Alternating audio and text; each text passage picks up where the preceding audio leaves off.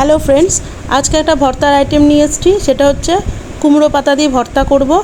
কড়াই বসিয়ে দিয়েছি। কড়াইতে একটুখানি কালো জিরা ভালো করে শুকনো খোলায় একটু ড্রাই রোস্ট করে নিয়েছি, তুলে রাখলাম একটা বাটির মধ্যে। তারপর একটু তেল দিয়ে 3টে শুকনো লঙ্কা দিলাম, দিয়ে একটু ভাজা ভাজা করে নিলাম। বেশ একটু লাল হয়ে যাওয়াতে ওই শুকনো লঙ্কাটাও ওই কালো জিরার মধ্যেই তুলে রাখলাম। তারপরে তেলের মধ্যে দিলাম কাঁচা লঙ্কা আর রসুন। এটাকে বেশ একটুখানি নাড়াচাড়া করে নরম হওয়ার পরে ওটার মধ্যে দিয়ে দিলাম ধুয়ে রাখা এই কুমড়ো পাতাটার মধ্যে একটুখানি নুন দিয়ে দিলাম, একটু হলুদ দিয়ে দিলাম।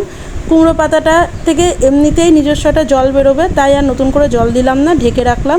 ঢেকে রাখার পরে বেশ একটুখানি জল বেরিয়েছে। জলটাকে ভালো করে ভেজে জলটাকে একদম শুকিয়ে নিয়েছি। তারপর ওটা একটা বাটির মধ্যে আমি তুলে রেখেছি, ঠান্ডা হতে দিয়েছি। ঠান্ডা হওয়ার পরে মিক্সি গ্রাইন্ডারের মধ্যে দিয়েছি, দিয়ে ওটাকে ভালো করে একটা স্মুথ পেস্ট বানিয়ে নিয়েছি। ব্যাস হয়ে গেছে আমার কুমড়ো পাতার ভর্তা। হ্যাঁ, ওটাকে আমি একটা কাচের বাটিতে তুলে নিয়েছি। কেমন লাগলো বলবেন।